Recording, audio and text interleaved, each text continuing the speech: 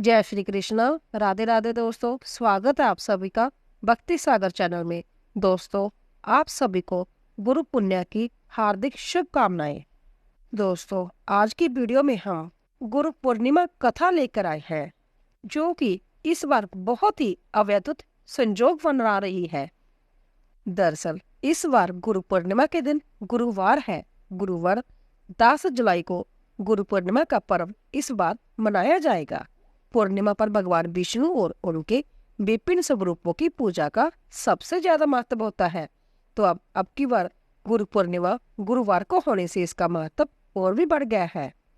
इस शुभ अवसर पर यदि आप अपने घर में सत्यनारायण भगवान की कथा भी करवाते हैं तो आपके इसका कई गुना लाभ मिलेगा, क्योंकि जब गुरुवार, जो कि बृहस्पति ग्रह और विष्णु भगवान को समर्पित दिन होता है, और गुरु पूर्णिमा जो ज्ञान, उपासना और श्रद्धा का पर्व है, एक साथ आते हैं तो यह काल धार्मिक अनुष्ठानों के लिए सर्वश्रेष्ठ हो जाता है। इस दिन विशेष श्री सत्यनारायण भगवान की कथा का आयोजन करने से जीवन के सभी क्षेत्रों में चमत्कारिक सकारात्मक परिवर्तन आते हैं। अगर आपके घर में काफी समय से किसी बात या परेशानी को लेकर तनाव चल रहा है तो उसमें कमी आती है। पूर्णिमा की तिथि हर महीने आती है, मगर हर वर्ष की कुछ पूर्णिमा तिथि पूजा पाठ और अनुष्ठान के लिए विशेष मानी गई है। आषाढ़ मास की पूर्णिमा भी उनमें से एक होती है। इस वक्त भगवान विष्णु जोग निद्रा में होते हैं और गुरु पूर्णिमा पर उनके ही स्वरूप सत्यनारायण भगवान की पूजा करने से आपके घर में सुख शांति स्थापित होती है और पारिवारिक क्लेश दूर होते हैं। गुरु पुण्य पर सत्यनारायण भगवान की कथा करवाने के फायदे बहुत हैं। गुरु पूर्णिमा का दिन अध्यात्म, श्रद्धा और आत्म विकास का पर्व है। वहीं गुरुवार बृहस्पति देव का दिन होता है, जो धर्म, नीति और सुख शांति के प्रतीक है। इस विशेष दिन पर घर में श्री सत्यनारायण भगवान की कथा करवाने से न केवल वातावरण में सात्विकता और सकारात्मकता ऊर्जा आती है, बल्कि घर में लड़ाई झगड़े, तनाव और क्लेश जैसी समस्याएं भी दूर होती है।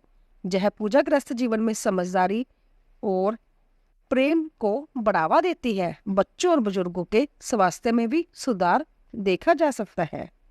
सत्यनारायण भगवान को धन, वैभव और समृद्धि के रक्षक माना गया है। गुरु पूर्णिमा जैसे शुभ दिन पर कथा आयोजित करने से रुके हुए कार्य पूरे होने लगते हैं। नौकरी और व्यापार में आ रही अड़चनों का समाधान मिलता है। बृहस्पति ग्रह की कृपा से निवेश में लाभ, कर्ज से मुक्ति और आमदनी में निरंतर वृद्धि के योग बनते हैं। यह कथा विशेष रूप से उन लोगों के लिए अंततः फलदायी होती है जो आर्थिक अस्थिरता, उधारी या नौकरी में असुरक्षा का सामना कर रहे हो, और विवाह संबंधी विलंब, संतान प्राप्ति में रुकावट या पारिवारिक मन मुटाव जैसी समस्याएं सत्यनारायण कथा के प्रभाव से दूर होने लगती है। यह कथा घर के हर सदस्य के जीवन में शुभ संकेत, मेलजोल और आत्मीयता लाती है। विशेष रूप से उन दंपतियों के लिए यह कथा अत्यंत शुभ है जो संतान सुख की कामना रखते हैं, यह पारिवारिक जीवन में स्थापित चाहते हैं। इस दिन की पूजा सास, बहू, पति पत्नी और संतान के बीच संबंधों को मधुर बनाती है। और गुरुवार और गुरु पूर्णिमा पर सत्यनारायण कथा कराने से जन्म कुंडली में बृहस्पति दोष, काल सर्पयोग, पितर दोष या अन्य ग्रह बाधाओं का प्रभाव काफी हद तक शांत हो जाता है। यह कथा पूर्वजों की आत्मा की शांति और तृप्ति के लिए अत्यंत कल्याणकारी मानी गई है। साथ ही यह मानसिक बेचैनी, बार बार बीमारी या घर के किसी सदस्य की अनसुलझी समस्या को दूर करने में सहायक होती है।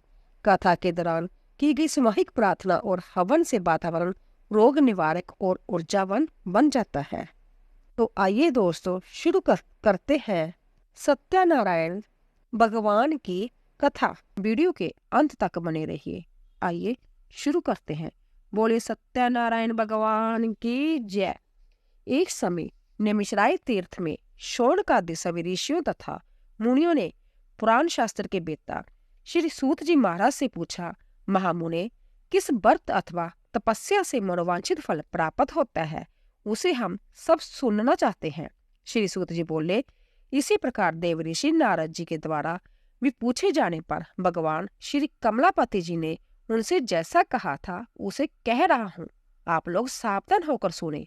एक समय जोगी नारद जी लोगों के कल्याण की कामना के विविध लोकों में भ्रमण करते हुए पृथ्वी लोक में आए, और जहां उन्होंने अपने कर्म फल के अनुसार नाना जोनियों में उत्पन्न सभी प्राणियों को अनेक प्रकार के क्लेश दुख भोगते हुए देखा तथा किस उपाय से इनके दुखों का सुनिश्चित रूप से नाश हो सकता है, ऐसा मन में विचार करके वह विष्णु लोक को गए। वहां 4 भुजाओं वाले शंख चक्र गदा पद्म तथा बनमाला से विभूषित भगवान श्री नारायण जी का दर्शन कर उन देवादिदेव की वह स्तुति करने लगे। नारद जी बोले, हे वाणी और मन से परे स्वरूप वाले, अनंत शक्ति संपन्न, आदि मध्य और अंत से रहित, निर्गुण और सकल कल्याण में गुणों से संपन्न, भक्तों की पीड़ा नष्ट करने वाले परमात्मन, आपको नमस्कार है। स्तुति सुनने के अंतर भगवान श्री विष्णु जी ने नारद जी से कहा, महाभाग, आप किस प्रयोजन से जहाँ आए हैं? आपके मन में क्या है? नारद जी बोले, भगवान, पृथ्वी लोक में अपने पाप कर्मों के द्वारा विभिन्न जोनियों में उत्पन्न सभी लोग बहुत प्रकार के क्लेशों से दुखी हो रहे हैं। हे नाथ, किस लघु उपाय से उनके कष्टों का निवारण हो सकेगा? यदि आपकी मेरे ऊपर कृपा हो तो वह सब मैं सुनना चाहता हूँ, उसे बताइए। श्री भगवान ने कहा, हे वत्स, संसार के ऊपर अनुग्रह करने की इच्छा से आपने बहुत अच्छी बात पूछी है। जिस व्रत के करने से प्राणी मोह से मुक्त हो जाता है, उसे आपको बताता हूँ, सुने। हे वत्स, स्वर्ग और पृथ्वी लोक में दुर्लभ भगवान सत्यनारायण का एक महान व्रत है। आपके स्नेह के कारण इस समय मैं उसे कह रहा हूँ। अच्छी प्रकार विधि विधान से भगवान सत्यनारायण जी का व्रत करके मनुष्य शीघ्र ही सुख प्राप्त कर परलोक में मोक्ष प्राप्त कर सकता है। भगवान की ऐसी वाणी सुनकर नारद जी ने कहा, प्रभु, इस व्रत को करने का फल क्या है? इसका विधान क्या है? इस व्रत को किसने किया और इसे कब करना चाहिए? जैसा वह विस्तार पूर्वक बतलाइए। भगवान ने कहा, जय श्री सत्यनारायण जी व्रत दुख शोक आदि का शमन करने वाला, धन धान्य की वृद्धि करने वाला, सौभाग्य और संतान देने वाला तथा स्वतंत्र विजय प्रदान करने वाला है। जिस किसी भी दिन भक्ति और श्रद्धा से संबित होकर मनुष्य ब्राह्मणों और बंधु बांधवों के साथ धर्म में तत्पर होकर सायंकाल में भगवान श्री सत्यनारायण जी की पूजा करे, नैवेद्य के रूप में उत्तम कोटि के भोजनीय पदार्थ को सवाया मात्रा में भक्ति पूर्वक अर्पित करना चाहिए। केले के फल, घी, दूध, गेहूं का चूर्ण अथवा गेहूं के चूर्ण के अभाव में साठी का चूर्ण, शक्कर या गुड़, यह सब योग्य सामग्री सवाया मात्रा में इकट्ठी कर निवेदित करना चाहिए। बंधु बांधवों के साथ श्री सत्यनारायण भगवान जी की कथा सुनकर ब्राह्मणों को भोजन कराना चाहिए। भक्ति पूर्वक प्रसाद ग्रहण करके नृत्य गीत आदि का आयोजन करे। तदंतर भगवान सत्यनारायण का स्मरण करते हुए अपने घर को जाए। ऐसा करने से मनुष्य की अभिलाषा अवश्य पूर्ण होती है। विशेष रूप से कलयुग में पृथ्वी लोक में यह सबसे छोटा एवं सरल उपाय है। कथा का प्रथम अध्याय संपूर्ण हुआ। द्वितीय अध्याय। सूत जी ने कहा, हे ऋषियों, जिन्होंने पहले समय में इस व्रत को किया है, उनका इतिहास कहता हूँ, आप सब ध्यान से सुने। सुंदर काशीपुरी नगरी में एक अत्यंत निर्धन ब्राह्मण रहता था। वह ब्राह्मण भूख और प्यास से बेचैन होकर पृथ्वी पर घूमता रहता था। ब्राह्मणों से प्रेम करने वाले श्री विष्णु भगवान जी ने ब्राह्मण को देखकर एक दिन बूढ़े ब्राह्मण का रूप धारण कर ब्राह्मण के पास जाकर आदर के साथ पूछा, हे विप्रदेव, तुम नित्य ही दुखी होकर पृथ्वी पर क्यों घूमते हो? तब उस ब्राह्मण ने कहा, मैं भिक्षा के लिए पृथ्वी पर फिरता हूँ। हे भगवान, यदि आप इससे छुटकारा पाने का कोई उपाय जानते हो तो कृपा कर मुझे बताइए। वृद्ध ब्राह्मण का रूप धारण किए हुए श्री विष्णु ने कहा, हे ब्राह्मण, श्री सत्यनारायण भगवान मनोवांछित फल देने वाले हैं, इसलिए तुम उनका पूजन करो। इससे मनुष्य सब दुखों से मुक्त हो जाता है। ब्राह्मण को व्रत का सारा विधान बताकर बूढ़े ब्राह्मण का रूप धारण करने वाले श्री भगवान जी अंतर्धान हो गए। जिस व्रत को वृद्ध ब्राह्मण ने बताया है, मैं उसको अवश्य करूंगा। जय निश्चय कर मैं ब्राह्मण घर चला गया। अगले दिन वह जल्दी उठा और श्री सत्यनारायण जी का व्रत करने का निश्चय कर भिक्षा मांगने के लिए चल दिया। उस दिन उसको भिक्षा में बहुत धन मिला, जिससे उसने पूजा का सामान खरीदा और घर आकर अपने बंधु बांधवों के साथ श्री सत्यनारायण जी का व्रत किया। इसके करने से वह ब्राह्मण सब दुखों से छूटकर नेक प्रकार की सुख संपत्तियों से युक्त हुआ। तभी से वह विप्र हर मास व्रत करने लगा। इसी प्रकार सत्यनारायण जी के व्रत को जो भी शास्त्र विधि के अनुसार करेगा वह सब पापों से छूटकर मोक्ष को प्राप्त होगा। आगे भी जो मनुष्य पृथ्वी पर श्री सत्यनारायण जी का व्रत करेगा वह सब दुखों से छूट जाएगा। इस तरह नारद जी से सत्यनारायण भगवान का कहा हुआ व्रत मैंने आपसे कहा। तब ऋषियों ने कहा, हे मुनीश्वर, संसार में इस विप्र से सुनकर किस किस ने इस व्रत को किया, यह हम सब सुनना चाहते हैं। श्री सूत जी बोले, हे मुनियों, जिस जिस प्राणी ने इस व्रत को किया है उन सब की कथा सुनो।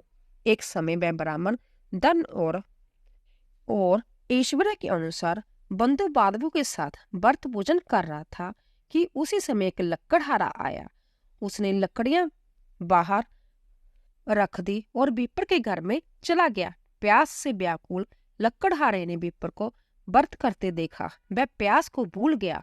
उसने उस विप्र को नमस्कार किया और पूछा, हे विप्र, आप जब किसका पूजन कर रहे हो?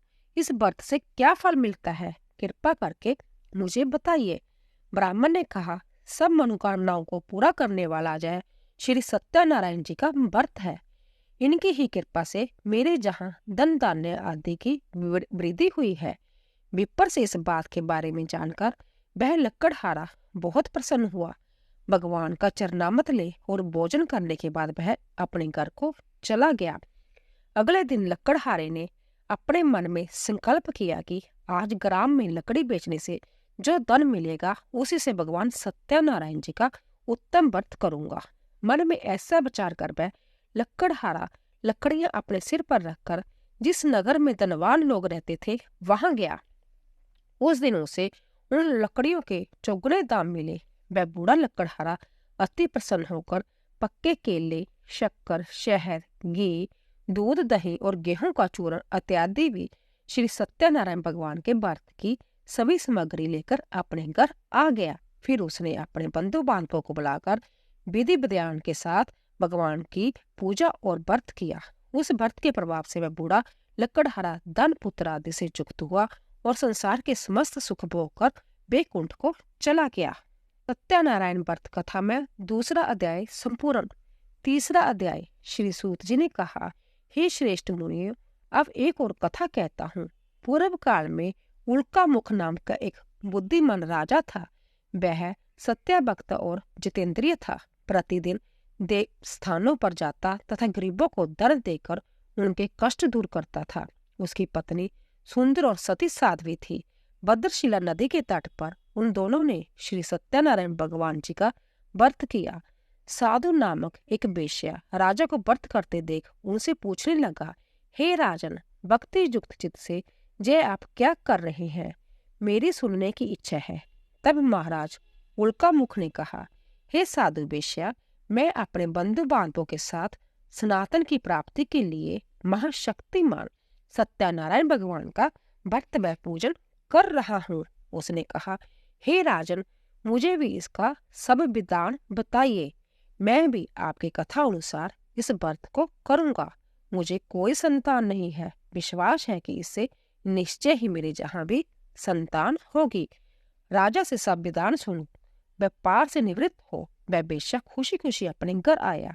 वेश्या ने अपनी पत्नी लीलावती से संतान देने वाले उस व्रत का समाचार सुनाया और प्रण किया कि जब हमारे जहाँ संतान होगी तब मैं इस व्रत को करूंगा। एक दिन उसकी पत्नी लीलावती संसारिक धर्म में प्रवृत्त होकर गर्भवती हो गई। उसने एक सुंदर कन्या को जन्म दिया। कन्या का नाम कलावती रखा गया। इसके बाद लीलावती ने अपने पति को स्मरण दिलाया कि आपने जो भगवान का व्रत करने का संकल्प किया था अब आप उसे पूरा कीजिए। साधु वेश्या ने कहा, हे प्रिय, मैं कन्या के विवाह पर इस व्रत को करूंगा। इस प्रकार अपनी पत्नी को विश्वास दे वह व्यापार करने चला गया।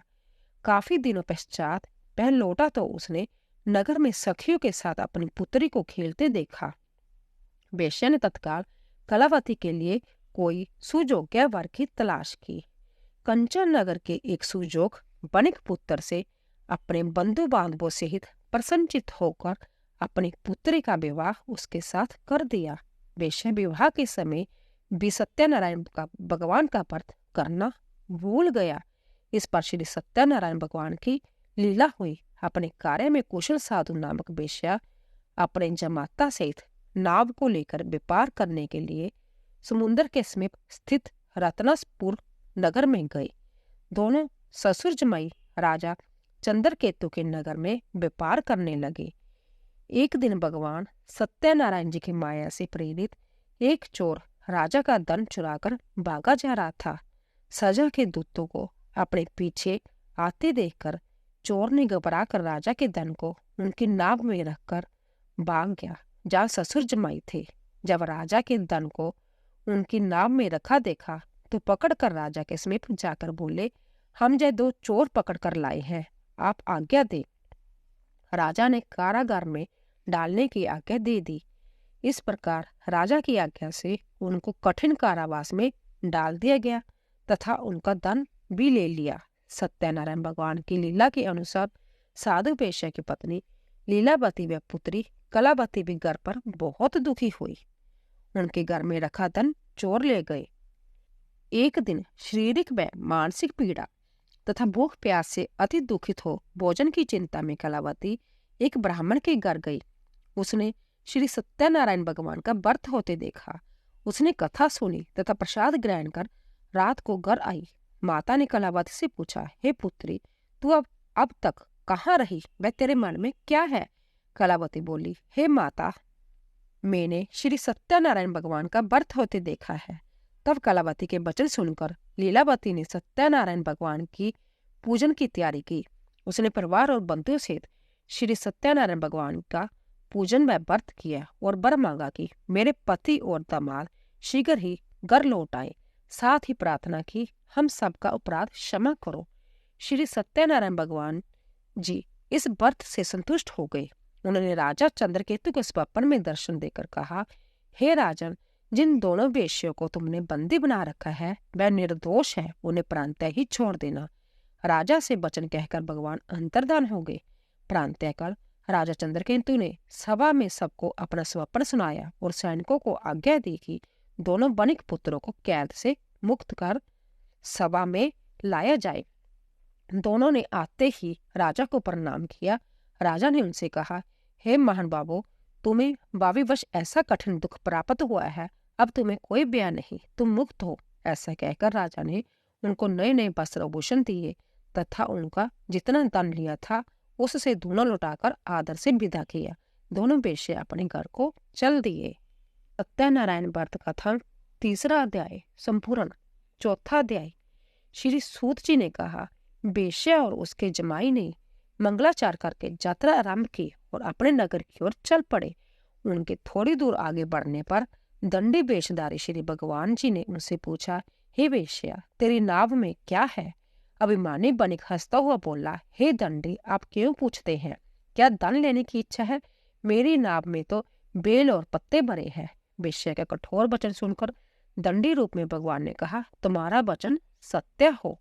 ऐसा कहकर वहां से कुछ दूर जाकर समुद्र के किनारे बैठ गए। दंडी महाराज के जाने के पश्चात वेश्या ने नित्य क्रिया से निवृत्त होने के बाद नाव को ऊंची उठी देखकर अचंबा किया तथा नाव में बेलपत्ते आदि देखकर मूर्छित हो जमीन पर गिर पड़ा। होश आने पर अंतित शोक प्रकट करने लगा। तब उसके जमाता ने कहा, आप शोक न करें, जय दंडी महाराज का श्राप है, अंत्या उनकी शरण में ही चलना चाहिए, तभी हमारी मनोकामना पूरी होगी। जमाता के वचन सुनकर दंडी महाराज के पास पहुंचा और भक्ति भाव से प्रणाम करके बोला, मैंने जो आपसे असत्य वचन कहे थे उसके लिए मुझे क्षमा करे। ऐसा कहकर वेश्या रोने लगा। तब दंडी भगवान बोले, हे बनिक पुत्र, मेरी आज्ञा से तुझे बार बार दुख प्राप्त हुआ है, तू मेरी पूजा से विमुख हुआ है। तब उसने कहा, हे भगवान, आपकी माया से ब्रह्मा आदि देवता भी आपके रूप को नहीं जान पाते, तब मैं अज्ञानी भला कैसे जान सकता हूँ? आप प्रसन्न होइए, मैं अपने सामर्थ्य के अनुसार आपकी पूजा करूंगा। मेरी रक्षा कीजिए और पहले के समान मेरी नौका को धन से भर दीजिए। उसके भक्ति युक्त वचन सुनकर भगवान जी प्रसन्न हो गए और उसकी इच्छा अनुसार वर देकर अंतर्धान हो गए। तब ससुर व जमाता दोनों ने नाव पर आकर देखा कि नाव धन से परिपूर्ण है। फिर वे भगवान सत्यनारायण जी का पूजन कर जमाता सहित अपने नगर को चले आए। जब वह अपने नगर के निकट पहुंचा तब उसने एक दूत को अपने घर भेजा। दूत ने वेश्या के घर जाकर उसकी पत्नी को नमस्कार किया और कहा, आपके पति अपने दामाद सहित इस नगर के समीप आ गए हैं। लीलावती और उसकी कन्या कलावती उस समय भगवान का पूजन कर रही थी। दूत का वचन सुनकर साधु की पत्नी ने बड़े हर्ष के साथ सत्यदेव का पूजन पूर्ण किया और अपनी पुत्री से कहा, मैं अपने पति के दर्शन को जाती हूँ, तू भी कार्य पूर्ण कर शीघ्र आना। परंतु कलावती पूजन और प्रसाद छोड़कर अपने पति के दर्शन के लिए चली गई, परंतु उसको पति का दर्शन प्राप्त नहीं हुआ।